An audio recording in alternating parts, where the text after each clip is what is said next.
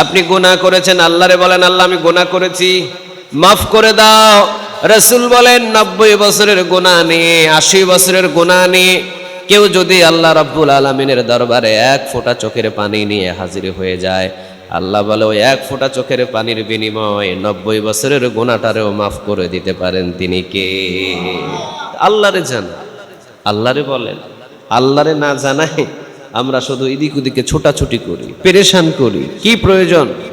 দুনিয়ার মানুষ কি আমাদের পেরেশান কমাইতে পারে? বলেন, কমাইতে পারে? পেরেশান কমাতে পারেন তিনি কে? আল্লাহ রাব্বুল আলামিন বলেন, বান্দা আজকে কবুল হয় নাই তাতে কি হয়েছে, কালকেও দোয়া কর। কালকেও কবুল হয় নাই তাতে কি হয়েছে, পরের দিন দোয়া কর। পরের দিনও দোয়া কবুল হয় নাই তাতে কি হয়েছে, আমার কাছে চাইতেই থাক, আমার কাছে চাইতে থাকবে, আর আমি আল্লাহ প্রতিটা দোয়াই কবুল করে নিয়ে বসে থাকবো। সুবহানাল্লাহ বলেন। এমন কোনো দোয়া নাই যে কবুল হয় না। এই জমিনের ভিতরে আপনি যা চেয়েছেন আল্লাহর কাছে সবগুলো একটা জায়গায় কবুল করে রেখে দেওয়া আছে। দুনিয়ার ভিতরেও যদি সেই দোয়াগুলো মঞ্জুর না হয়, কিয়ামতের ময়দানে যখন আপনি জান্নাতে যাবেন, আল্লাহ বলবে যতগুলো দোয়া দুনিয়াতে করেছিলি ওগুলো আজকে জান্নাতে আমি আল্লাহ পূরণ করে দিলাম। সুবহানাল্লাহ বলেন। তাহলে কার কাছে চাইবো আমরা? বলেন তো দেখি। আমাদের সবচাইতে আপন কে? সবচাইতে নিকট কে? হাজারবার ভুল করেছেন, দুনিয়ার মানুষ মাফ করবে না। একটা অফিসে আপনি চাকরি নিয়েছেন, অফিসে চাকরি নেওয়ার পরে আপনি প্রথম দিন যান নাই, দ্বিতীয় দিন যান নাই, তৃতীয় দিন যান নাই, চাকরি কি থাকবে? কথা বলেন, থাকবে? দারোয়ানির চাকরি নিলেন, প্রথম দিন মালিকে দরজার সামনে এসে দাঁড়িয়ে আছে, গেট খুলেন নাই, আপনি নাক ডাকায়া ঘুমান। পরের দিন আবার দেখছে মালিক রাতের 2টা বাজে আসছে, বাহিরে গাড়ির হরন দেয় কিন্তু আপনি গেট লাগান, বন্ধ গেট, আপনি ঘুমান, গেট খুলেন নাই। তৃতীয় দিন মালিকে একটা আপনাকে বলেছে যে আর একদিন যদি তোকে দেখছি যে আমি গেটের বাহিরে এসে রাতের 2টা 3টায় হরন দিয়েছি, গেট খুলে নাই, তুই ঘুমাস, তোর চাকরি থাকবে নাকি যাবে? কথা বলেন, চাকরি থাকবে নাকি যাবে? তৃতীয় দিন আবার বেচারা ঘুমিয়েছে, মালিক এসে হরন দেয় কিন্তু বেচারা দরজা খুলতে পারে নাই।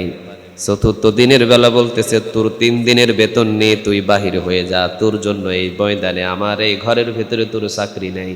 অথচ আল্লাহ সুবহানাহু ওয়া তাআলা বলেন, বান্দা একদিন নয়, 2 দিন নয়, 3 দিন নয়, বছরের পর বছর, মাসের পর মাসও যদি তুই আমারে ভুলে থাকিস, আমাকে যদি স্মরণ না করিস, আমার ডাকে যদি তুই সাড়াও না দিস, এরপরও যেই দিন তোর মনে চাইবে সেই দিন আসিস, পিছনের গুনাহগুলো আমি মাফ করে দিব। তো ওনার চাইতে কি আপন কেউ আছে নাকি আপনাদের কাছে? কথা বলেন, আছে? নাই। তাহলে আমাদের আপন কে বলেন তো দেখি? আল্লাহ। তাহলে এই জন্য আল্লাহ রাব্বুল আলামিন বলছেন, আনি ইবুদুল্লাহ, আমার ইবাদত কর, আমার বন্দেগী কর। দুনিয়ার যত পথ আছে সব পথগুলো জান্নাতের সোজা হয়ে যাবে, যতগুলো ভুল আর ত্রুটি আছে মাফ সাফ করে আমি আল্লাহ সোজা জান্নাতে পৌঁছিয়ে দিব। সুবহানাল্লাহ। তাহলে আমরা দুনিয়াতে ইবাদত করব কার? বলেন, আল্লাহর। ইবাদত করব কার? আল্লাহ, যিনি আমাদের সবচেয়ে আপন, যিনি ছাড়া আমাদের আপন কেউ নাই, যিনি আমার গুনাহ মাফ করে দেন, যিনি আমার খবর রাখেন, 24 ঘন্টা যিনি আমাকে দেখেন, 24 ঘন্টা যিনি তার রহমতের চাদরে ঢেকে রাখেন, উনি ছাড়া আমাদের আপন কেউ আছে নাকি? কথা বলেন, আছে? 2 দিনের যেই মানুষগুলোকে আপনারা দেখেন, 2 দিনের মানুষ থাকবে অন্ধকার কবর পর্যন্ত, কবরে যাওয়া দেরি, এই মানুষগুলো আপনাকে ভুলতে দেরি নেই। বন্ধু ভুলে যাবে, নিজের বিবি ভুলে যাবে, নিজের ছেলে ভুলে যাবে, নিজের স্ত্রী ভুলে যাবে, সবাই ভুলে যাবে, কিন্তু মনে রাখবেন একজন, তিনি কে? আল্লাহ। অসংখ্য ফেরেশতাগুলো এসে রাসূলের কাছ থেকে অনুমতি নেয়, ইয়া রাসূলুল্লাহ আপনি অনুমতি দেন, আপনার অনুমতি পাইলে এই তায়েফের ভূমিটা ধ্বংস করে দিব। রাসূল তাদের ধ্বংসের বরদোয়া না দিয়ে সাথে সাথে 2 হাত তুলে বললেন, আল্লাহ তায়েফবাসী আমার সাথে যা খারাপ ব্যবহার করেছে, এই জন্য আপনি তাদের উপরে রহমত আর বরকতের দুয়ার খুলে দেন, তাদের উপরে আপনি রাগান্বিত হইয়েন না। সুবহানাল্লাহ বলেন, রাগান্বিত হইয়েন না আপনি তাদের উপরে রহমতের দুয়ার খুলে দেন, বরকতের দুয়ার খুলে দেন। এখনো পর্যন্ত যে হাজী সাহেবগুলো তায়েফের ময়দানে যায়, সেখানে শুধু ঠান্ডা আর ঠান্ডা আবহাওয়া। সুবহানাল্লাহ বলেন। রাসূলের দুয়ার ফসলে, রাসূলের দুয়ার বরকতে এই তায়েফের জমিনটারে বরকতের জমিন হিসাবে গ্রহণ করলেন তিনি কে? এই তোমরা বসো, কথা কইও না, মিডিয়ারা কথা বইলো না, হ্যাঁ একটু চুপচাপ ইশারা ইঙ্গিতে কথা বলো। তাহলে যারা যত বেশি ধৈর্যশীল তাদেরকে পছন্দ করেন তিনি কে বলেন? আর যারা জমিনের ভিতরে জুলুম করে, যেভাবেই জুলুম করুক তাদেরকে অপছন্দ করেন তিনি কে? আল্লাহ সেই নাই, এখন আর নাই। যে আল্লাহ ফেরাউনরে ধ্বংস করছে ওই আল্লাহ আছে না নাই? নমরুদরে যে আল্লাহ ধ্বংস করছে ওই আল্লাহ এখনো আছে না নাই? তবে জুলুম যদি কারো উপরে বেশি হয়ে যায় সহ্য করেন না একজন, কে? তিনি আল্লাহ। তো এই জন্য আমরা ধৈর্যশীল হব, কিন্তু জুলুমবাজ হব না। আল্লাহ আমাদের সবাইকে ধৈর্যশীল হওয়ার তৌফিক দান করুক, আমরা বলি আমিন। কারণ ধৈর্যশীলদের ভালোবাসে কে? আল্লাহ। আমরা ভালোবাসা চাই কার? আল্লাহ আমাদের সবচেয়ে নিকটে। আল্লাহর চাইতে নিকটে আর কিছু আছে? বলেন, কেউ আছে? আপনি একবার ডাকবেন, আপনার ডাকে অন্য মানুষ সাড়া দিতেও পারে নাও পারে। দুইবার ডাকবেন, সাড়া দিতেও পারে নাও পারে। তিনবার ডাকবেন, সাড়া দিতেও পারে নাও পারে। কিন্তু আল্লাহ রাব্বুল আলামিন বলছেন, বান্দা তুই আমাকে যতবার ডাকবি প্রতি ডাকে আমি ৭০ বারেরও বেশি তোর ডাকে সাড়া দিব। সুবহানাল্লাহ। আপন তিনি, তিনি এতটা আপন, ওনার চাইতে আপন আর পৃথিবীতে আমাদের কেউ, কথা বলেন, কেউ নেই। তিনি সব চাইতে আমাদের আপন, আমাদের কাছের। ওনার কাছে সব শেয়ার করেন, ওনার কাছে বলেন। আমরা ওনার কাছে না বলে আমরা মানুষের কাছে বলি। আহা, আপনার কষ্টের কথা কাকে বলবেন? আল্লাহকে বলবেন। আপনি গুনাহ করেছেন, আল্লাহরে বলেন, আল্লাহ আমি গুনাহ করেছি, মাফ করে দাও। রাসূল বলেন ৯০ বছরের গুনাহ নিয়ে, ৮০ বছরের গুনাহ নিয়ে কেউ যদি আল্লাহ রাব্বুল আলামিনের দরবারে এক ফোঁটা চোখের পানি নিয়ে হাজির হয়ে যায়, আল্লাহ বলে ওই এক ফোঁটা চোখের পানির বিনিময়ে ৯০ বছরের গুনাহটারেও মাফ করে দিতে পারেন তিনি কে? আল্লাহরে জানা, আল্লাহরে বলেন। আল্লাহরে না জানাই আমরা শুধু এদিক ওদিকে ছোটাছুটি করি, পেরেশান করি। কি প্রয়োজন? দুনিয়ার মানুষ কি আমাদের পেরেশান কমাইতে পারে? বলেন, কমাইতে পারে? পেরেশান কমাতে পারেন তিনি কে? আল্লাহ রাব্বুল আলামিন বলেন, বান্দা আজকে কবুল হয় নাই তাতে কি হয়েছে, কালকেও দোয়া কর। কালকেও কবুল হয় নাই তাতে কি হয়েছে, পরের দিন দোয়া কর। পরের দিনও দোয়া কবুল হয় নাই তাতে কি হয়েছে, আমার কাছে চাইতেই থাক, আমার কাছে চাইতে থাকবে, আর আমি আল্লাহ প্রতিটা দোয়াই কবুল করে নিয়ে বসে থাকবো। সুবহানাল্লাহ বলেন। এমন কোনো দোয়া নাই যে কবুল হয় না। এই জমিনের ভিতরে আপনি যা চেয়েছেন আল্লাহর কাছে সবগুলো একটা জায়গায় কবুল করে রেখে দেওয়া আছে। দুনিয়ার ভিতরেও যদি সেই দোয়াগুলো মঞ্জুর না হয়, কিয়ামতের ময়দানে যখন আপনি জান্নাতে যাবেন, আল্লাহ বলবে যতগুলো দোয়া দুনিয়াতে করেছিলি ওগুলো আজকে জান্নাতে আমি আল্লাহ পূরণ করে দিলাম। সুবহানাল্লাহ বলেন। তাহলে কার কাছে চাইবো আমরা? বলেন তো দেখি। আমাদের সবচাইতে আপন কে?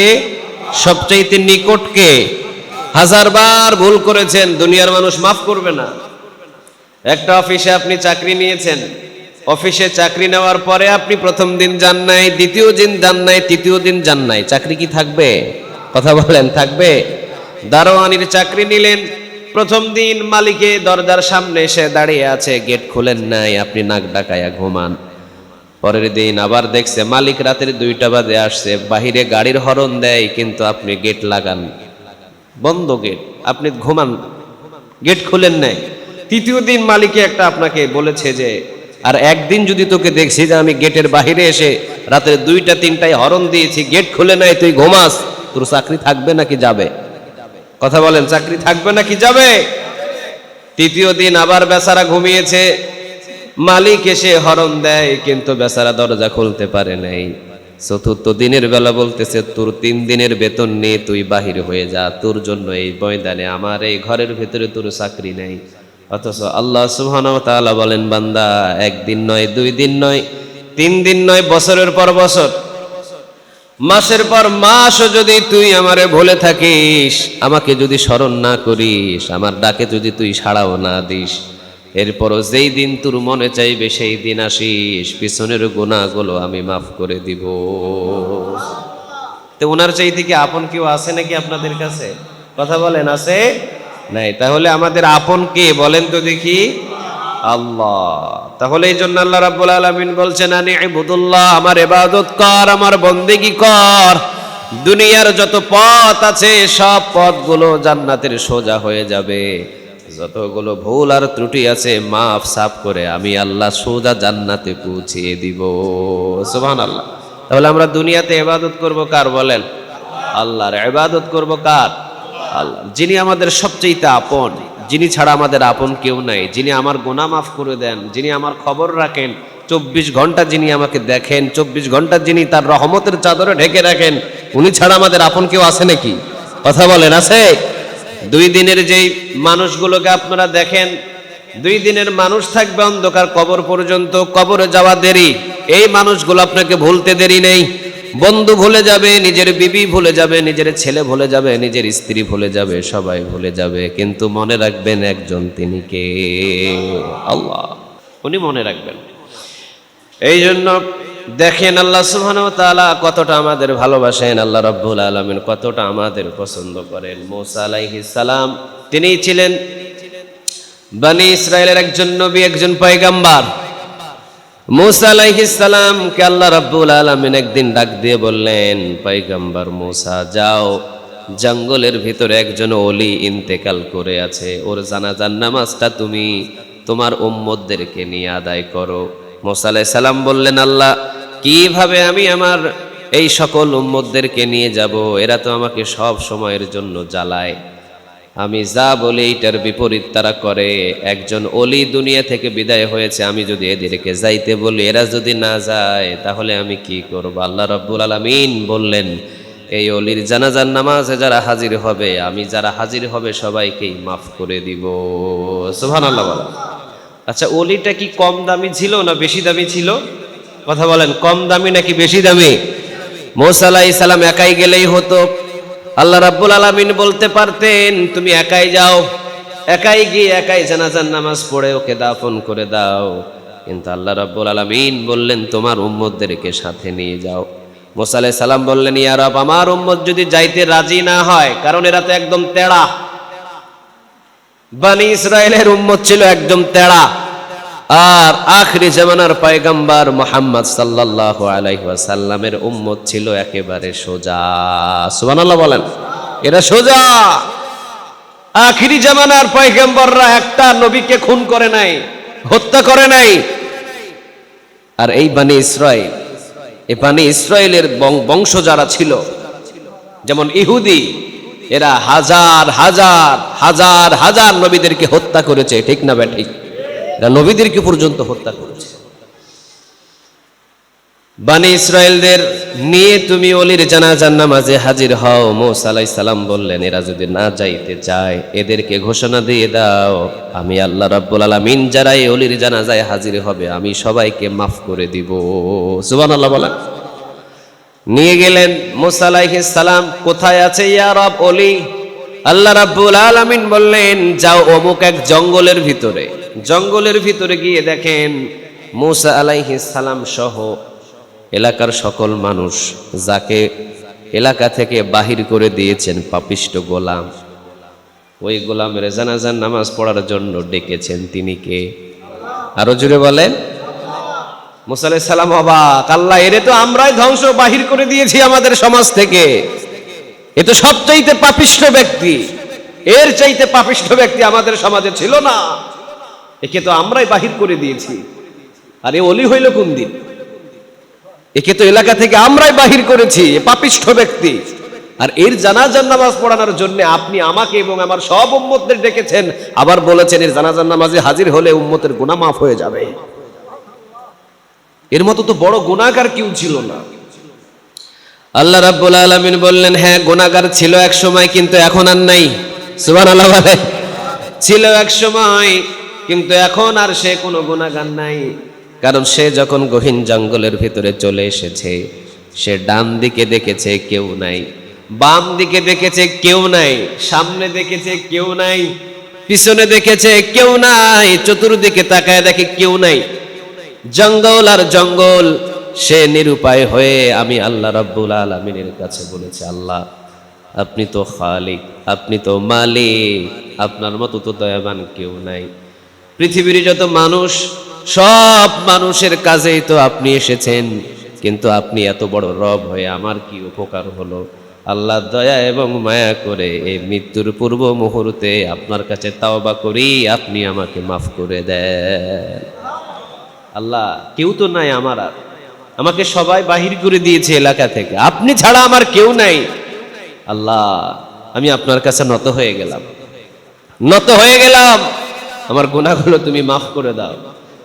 আল্লাহ সুবহানাহু ওয়া তাআলা পয়গম্বর মূসা আলাইহিস সালাম রে ডাক দিয়ে বলে, পয়গম্বর, এবার তুমি বলো, যে আমার কাছে পানা চেয়েছে, যাকে আমি 9 মাস 10 মাস মায়ের গর্ভে রেখেছি, যাকে আমি দুনিয়াতে এনেছি, যাকে আমি মায়ের স্তন থেকে গরম গরম দুধ পান করিয়েছি, 90 বছর 80 বছর 100 বছর 200 বছর পর্যন্ত আমি যাকে দুনিয়ার ভিতরে রিজিক পানাহার করেছি, সে হোক আমার বিরোধিতা করেছে, পাপ করেছে, কিন্তু যাওয়ার মুহূর্তে যখন আমার কাছে পানা চেয়েছে, আমি কিভাবে তাকে আমার দরবার থেকে ফিরিয়ে দিই?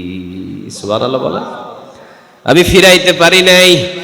মৃত্যুর আগ মুহূর্তে পর্যন্ত যখন আমার কাছে সে পানা চেয়েছে, আমার কাছে তাওবা করেছে, আমি আল্লাহ রাব্বুল আলামিন তার পিছনের সমস্ত গুনাহগুলোকে মোচন করে দিয়েছি এবং পয়গম্বরের হাতে জানাজার নামাজের জন্য ব্যবস্থা করে দিয়েছি। সুবহানাল্লাহ। কে আপন আমাদের বলেন? সবাই বললেন না তো, কে আপন আমাদের? আল্লাহর চাইতে কি কেউ আপন আছে? মুসা আলাইহিস সালাম নিজে তাকে বাহির করে দিয়েছেন তার এলাকা থেকে, যে পাপিষ্ঠ ব্যক্তি তার উম্মত সহ দূর করে দিয়েছে। তিনি জঙ্গলে মারা গেছে, মারা যাওয়ার আগে আল্লাহর কাছে পানাহ চেয়েছে, আল্লাহ তাকে মাফ করেছে, পয়গম্বর এবং উম্মত সহ তার জানাজার নামাজে উপস্থিত করেছেন। সুবহানাল্লাহ। এবং যারাই জানাজার নামাজে উপস্থিত হয়েছে, যে উম্মত, আল্লাহ তাদের গুনাহগুলোকেও মাফ করে দিয়েছে।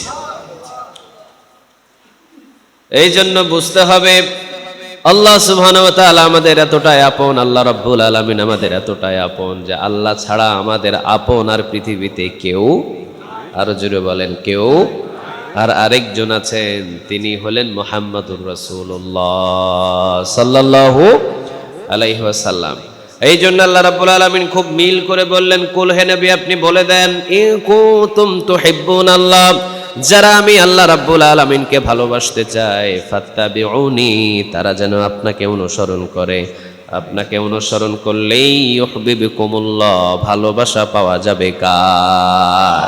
মডেল অনুসরণ হলিউড বলিউডের নায়ক আর নায়িকা নয়, মডেল আর অনুসরণ হবে একজন, তিনি মুহাম্মদ সাল্লাল্লাহু আলাইহি ওয়াসাল্লাম। এই জন্য আল্লাহ রাব্বুল আলামিন বললেন, কুল, আপনি বলে দেন, ইন কুনতুম তুহিব্বুনাল্লাহ, যারা আমি আল্লাহ রাব্বুল আলামিনকে ভালোবাসতে চাই, ফাত্তাবিউনি, তারা যেন আপনাকে অনুসরণ করে, আপনাকে মডেল হিসাবে গ্রহণ করে। মডেল হিসাবে যদি আপনাকে গ্রহণ করে, ইউহিব্বুকুমুল্লাহ, ভালোবাসা দিবেন তিনি কে? আল্লাহ বলেন, আমি নিজেই ভালোবাসবো। ওয়ায়াগফিরু লাকুম, আমি ভালোবেসে তার গুনাহ মাফ করে দিব। ওয়াল্লাহু গফুরুর রহিম, আল্লাহর চাইতে দয়ালু আর দয়াবান পৃথিবীতে একটাও, সবচাইতে দয়ালু দয়াবান একজন, তিনি কে? এই জন্য যেহেতু আল্লাহ রাব্বুল আলামিন বললেন, আমি আল্লাহর গোলামি কর, আমি আল্লাহর ইবাদত কর, আর ইবাদতের ভিতরে যে পোশাক, ইবাদতের ভিতরে যে সৌন্দর্য লেবাস, ইবাদতের ভিতরে যে সৌন্দর্য চলাফেরা, সেটা পৃথিবীর কারো মতো হতে পারে না, সেটা হবে একজনের মতো, সেটা হলো মুহাম্মাদুর রাসূলুল্লাহ সাল্লাল্লাহু আলাইহি ওয়াসাল্লাম। রাসূলকে যদি অনুসরণ করেন, আল্লাহর জান্নাতের দরজা অটোমেটিক খুলে যাবে। সুবহানাল্লাহ বলেন। আবু বকর সিদ্দিক রাদিয়াল্লাহু তাআলা আনহু, তিনি ছিলেন একজন সাহাবী, বয়োজ্যেষ্ঠ সাহাবী, তিনি ছিলেন জবরদস্ত একজন সাহাবী, কিন্তু রাসূলের কথার 1 ইঞ্চি পরিমাণ বাহিরেও যায় নাই, রাসূলের কথার 1 ইঞ্চি পরিমাণ কমান নাই, 1 ইঞ্চি পরিমাণ বাড়ান নাই। আল্লাহ রাব্বুল আলামিন বললেন, আবু বকর, আমার রাসূলকে যেহেতু তুই অনুসরণ করে নিজের জীবনটাকে চালালি, যা আমি আল্লাহ রাব্বুল আলামিন কিয়ামতের ময়দানে 8টা জান্নাতের দরজা তোমাকে ডাকতে থাকবে, যে দরজা দিয়ে ইচ্ছা ওই দরজা দিয়ে তুমি প্রবেশ করতে পারবে। সুবহানাল্লাহ। রাসূল সাল্লাল্লাহু আলাইহি ওয়াসাল্লাম, তিনি এমন নবী, রাসূল এমন পয়গম্বর, রাসূল সাল্লাল্লাহু আলাইহি ওয়াসাল্লামের রক্ত একজন সাহাবী পান করে ফেলেছে। রক্ত কি করে ফেলেছে বলেন? কি হয়েছে আপনার? হাঁটতেছে কেন উনি? রাসূল সাল্লাল্লাহু আলাইহি ওয়াসাল্লামের রক্ত একজন সাহাবী পান করে ফেলেছে। রাসূল সাল্লাল্লাহু আলাইহি ওয়াসাল্লাম বললেন, সাহাবী, আমার এই রক্তগুলো অমুক এলাকায়, অমুক জঙ্গলে অথবা অমুক জায়গায় ফেলে দিয়ে এসো, বাহিরে নিক্ষেপ করে এসো। সাহাবী চিন্তা করলেন, রাসূলের রক্ত পেয়েছি, কিভাবে রক্তগুলো ফেলে দিয়ে আসি। রক্তের কাছে যখন নাকটা নিলেন, সুগন্ধিতে পোড়া রক্তটা ভরপুর। সুবহানাল্লাহ বলেন। রক্তের তো একটা গন্ধ থাকে, গন্ধ থাকে না? কথা বলেন, থাকে থাকে। রাসূলের রক্তের ভিতরে কোনো গন্ধ নাই। নাকের কাছে নিয়ে দেখলেন শুধু সুগন্ধি আর সুগন্ধি, এত সুগন্ধি রক্তের ভিতর থেকে। সাহাবী চিন্তা করলেন, এই রক্তটা বাহিরে না ফেলে রক্তটা আমি পেটের ভিতরে নিব। সুবহানাল্লাহ। খেয়ে নিলেন তিনি, খেয়ে ফেলেছে রক্ত। রক্তটা বাহিরে ফেলে নাই, যা ছিল বাটির ভিতরে সুগন্ধিতে ভরপুর। কখন যে খাই ফেলছে অবাক, নিজের জিহ্বাও টের পাই নেই, খেয়ে ফেলেছে রক্ত। রাসূলের রক্ত পানাহার করার পর রাসূল সাল্লাল্লাহু আলাইহি ওয়াসাল্লাম যখন আসলেন, সে সাহাবী, রাসূল বলছে, রক্ত কি করছো? কয়, ইয়া রাসূলুল্লাহ, নিক্ষেপ করে দিয়েছি। কোথায় নিক্ষেপ করছো বলো? এইবার কোনো কথা কয় না। রাসূল বললেন, কোথায় নিক্ষেপ করেছো বলো? সাহাবী কোনো কথা কয় না। সহিহ বুখারীর বর্ণনা এসেছে এই কথাগুলো। রাসূল সাল্লাল্লাহু আলাইহি ওয়াসাল্লাম বললেন, কোথায় নিক্ষেপ করেছো বলো? সাহাবী এবার নিচের দিকে তাকিয়ে বললেন, ইয়া রাসূলুল্লাহ, আমার পেটের ভিতরে নিক্ষেপ করেছি। সুবহানাল্লাহ বলে।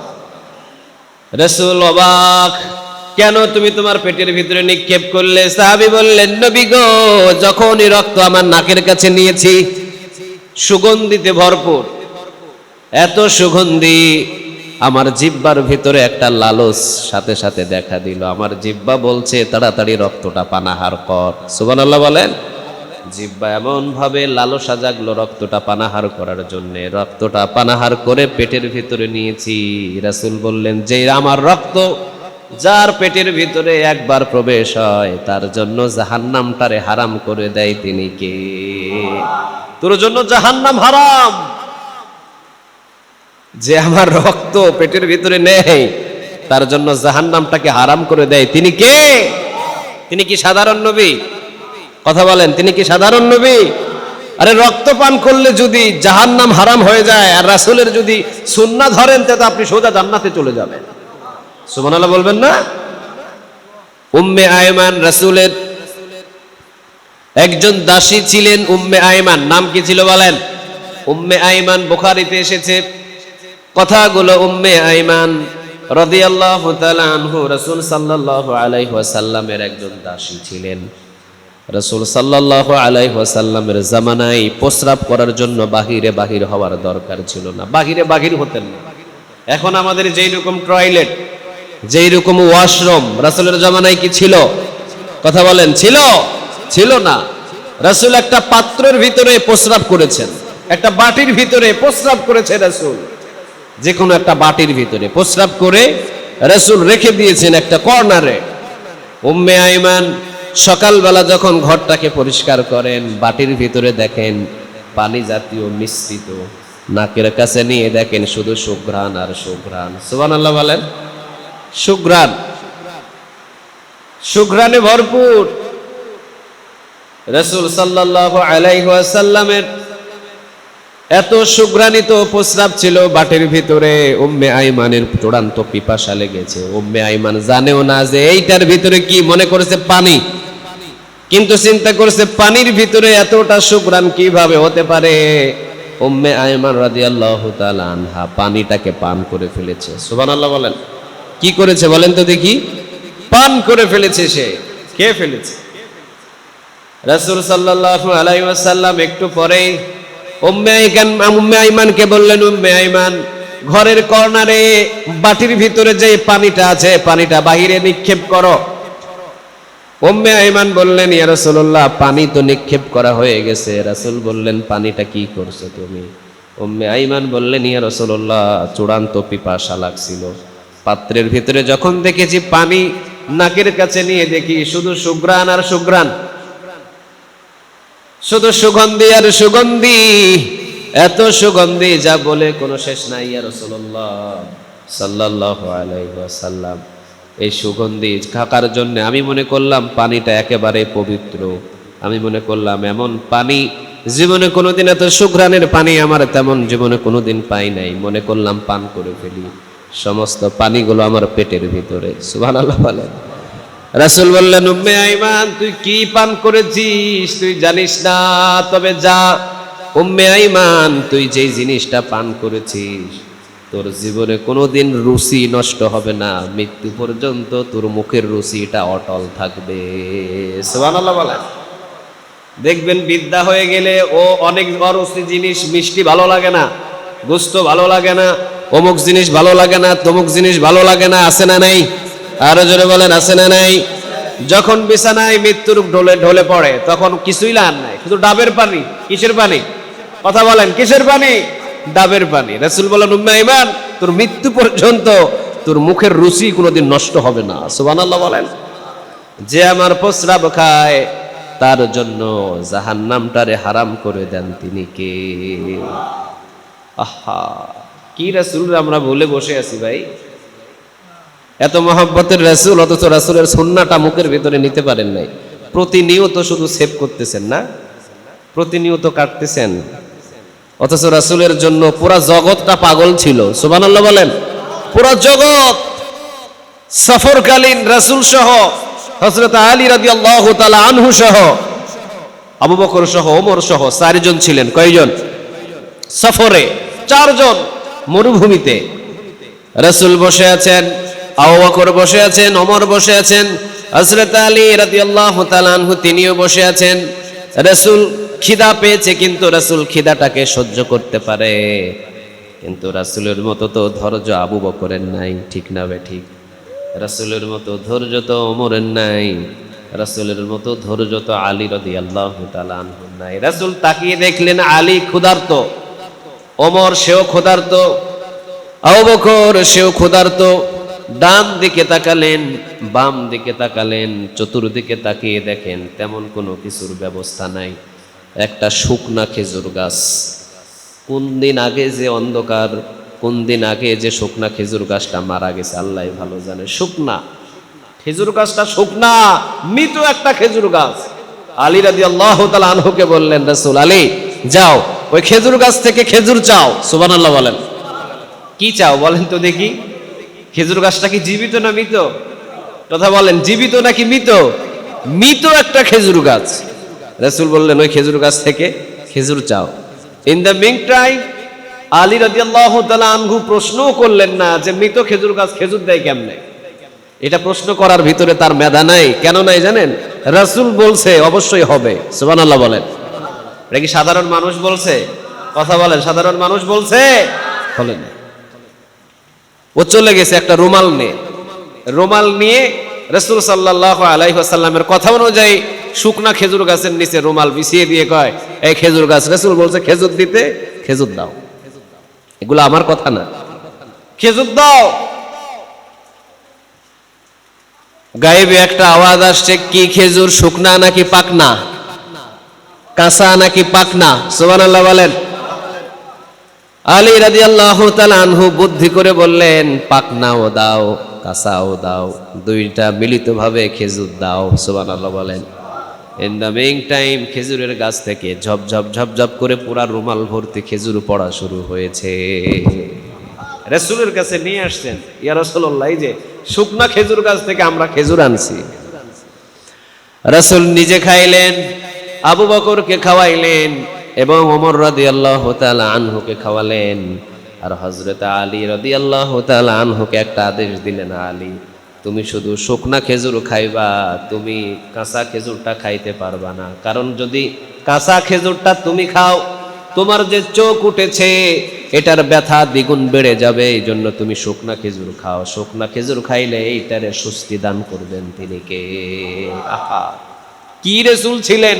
শুকনা খেজুর গাছ, মৃত খেজুর গাছ রাসূলের জন্য খেজুর দিয়ে দেয়। সুবহানাল্লাহ বলবেন না? সেই হাদিসের বর্ণনা, মসজিদে নববী মদিনার ভিতরে সর্বপ্রথম যখন মসজিদে নববী বানালেন, এইরকম মিম্বরের ব্যবস্থা ছিল না। এই যে আমি যেখানে বসে আছি না, রাসূল কি এরকম মিম্বরে বসে খুতবা দিয়েছিলেন? না।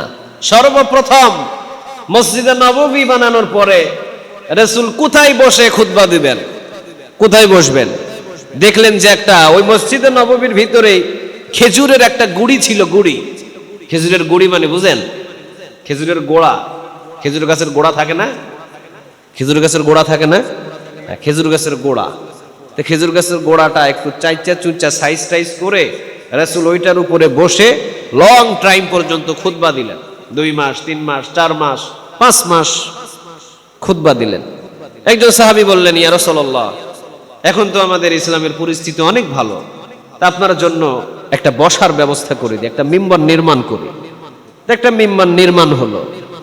তো মিম্বর নির্মাণ করলে খেজুর গাছ কি ওখানে আর থাকবে? খেজুর গাছের গুড়িটা কি থাকবে নাকি উঠায় ফেলতে হবে? সাহাবীরা সবাই মিলে জুমার দিনে সকালবেলা খেজুর গাছের গুড়িটা কোড়া থেকে কেটে ওইটাকে উঠিয়ে বাহিরে রেখে এসেছে, আর সেখানে বসার জন্য একটা মিম্বর নির্মাণ করেছে। রাসূল মিম্বরে বসে খুতবা দিচ্ছেন। ইন দ্য মিন টাইম গুনগুন গুনগুন গুনগুন করে একটা কান্নার আওয়াজ রাসূলের কানে ভেসে আসছে। কিসের আওয়াজ? কান্নার আওয়াজ। কান্নার আওয়াজ রাসূলের কানে ভেসে আসে। সাহাবী ডান দিকে তাকিয়ে দেখে কেউ কাঁদে না, বাম দিকে তাকিয়ে দেখে কেউ কাঁদে না। ছোট্ট ছোট্ট বাচ্চাগুলো কেউ কাঁদে না। কোনো কান্নার আওয়াজ ভিতর থেকে আসে না, বাহিরের থেকে কান্নার আওয়াজ আসে। রাসূল একটু পরে খুতবা থামিয়ে দিয়ে বাহির হয়ে খেজুর গাছের কানের সাথে যখন রাসূল কান লাগালেন, দেখেন খেজুর গাছ কাঁদে আর বলে, আমার কপাল মন্দ, আমার কপাল মন্দ। সুবহানাল্লাহ। 4টা মাস, 5টা মাস কতটা নসিব আমার ভালো ছিল যে আমার উপরে হাত রেখে আমার উপরে বসে আখিরি জামানার পয়গম্বর খুতবা দিয়েছে। আজকে আমার কপাল কতই না মন্দ, মিম্বর নির্মাণ হয়েছে আর আমাকে কেটে বাহিরে নিক্ষেপ করেছে। রাসূল এভাবে হাত বুলিয়ে দিচ্ছেন। সহিহ হাদিসের বর্ণনা, এগুলো আমার কথা না, 1400 বছর আগে রাসূলের ঘটনা, যেগুলো হাদিসে বর্ণিত হয়েছে। রাসূল খেজুর গাছের মাথার উপরে অর্থাৎ খেজুর গাছের গুড়ির উপরে হাত বোলায়া দিয়া কয়, যা আমি দোয়া করে দিলাম, তুই গুড়ি থাকবি না, তুই সোজা জান্নাতের ভিতরে আমার খেজুর গাছ হবি। সুবহানাল্লাহ বলেন। তুই জান্নাতের ভিতরে আমার খেজুর গাছ হবে এবং তোর ভিতর থেকে যে খেজুর আসবে ওইটা আমি জান্নাতের ভিতরে ভোগ করব। সুবহানাল্লাহ। তুই জান্নাতে যাবি, তুই আমার খেজুর গাছ হবি জান্নাতের ভিতরে, আর সেখানে আমি তোর কাছ থেকে খেজুর নেব। সুবহানাল্লাহ বলেন।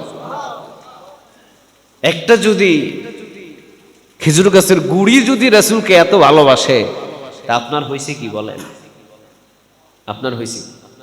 আহা, আসেন না রাসূলকে জীবন দিয়ে একটু ভালোবাসেন, রাসূলের মডেলটা একটু ধরেন, আখিরাত সফল করে দিবেন কে? সবাই বলেন, আখিরাত সফল করে দিবেন তিনি কে? আল্লাহ। তো এই জন্য জমিনের ভিতরে ইবাদত পৃথিবীর কারো হবে না, জমিনের ভিতরে ইবাদত হবে কার? একজন, তিনি মুহাম্মদ সাল্লাল্লাহু আলাইহি ওয়াসাল্লাম, যার জন্য সারা জগৎ পাগল, যার জন্য সারা জগৎটা কি পাগল, পাগল পাড়া, সারা জগৎটাই ছিল পাগল পাড়া। আবু বকর সিদ্দিক রাদিয়াল্লাহু তাআলা আনহু রাসূলের 1 ইঞ্চি পরিমাণ কথার বাহিরে যায় নাই, রাসূল যেটা বলেছেন ওইটাই। এই জন্য 8টা জান্নাতের দরজা আবু বকরকে ডেকে ডেকে জান্নাতে ঢোকাবে। সুবহানাল্লাহ বলবে। আবু বকরকে প্রথম জান্নাতের দরজা বলবে, কই গো আবু বকর, আসো না, আমার ভিতর দিয়ে তুমি জান্নাতে যাও। দ্বিতীয় দরজা বলবে, না না আবু বকর, ওইটা দিয়ে না, আমারটা দিয়ে যাও। তৃতীয় দরজা বলবে, আবু বকর ওইটা দিয়ে না, আমারটা দিয়ে যাও। জান্নাতুল ফেরদাউসের গেটটা বলবে, আবু বকর ওইটা দিয়ে না, আমি তো সবচাইতে বড় উচ্চ মাকামের জান্নাত, আমার ভিতর দিয়ে প্রবেশ করো। সুবহানাল্লাহ বলেন। কি সৌভাগ্য রে ভাই! এটা রাসূল সাল্লাল্লাহু আলাইহি সাল্লামকে শুধু অনুসরণ আর অনুকরণ করার কারণেই, রাসূল সাল্লাল্লাহু আলাইহি সাল্লামের এই মহব্বতের কারণে এই সম্মান আর মর্যাদা দিয়েছেন তিনি কে? আসুন আজ থেকে আমরা একজনকে অনুসরণ করব, তিনি মুহাম্মদ সাল্লাল্লাহু আলাইহি ওয়াসাল্লাম। রাসূলের অনুসরণ ছাড়া আমরা পৃথিবীর কারো মডেল গ্রহণ করব? কথা বলেন, মডেল গ্রহণ করব না। আল্লাহ আমাদের সবাইকে কবুল করুক, আমরা বলি আমিন। সময় তো হয়েছে, যারা সুন্নত আদায় করেন নাই সুন্নত আদায় করে নেন।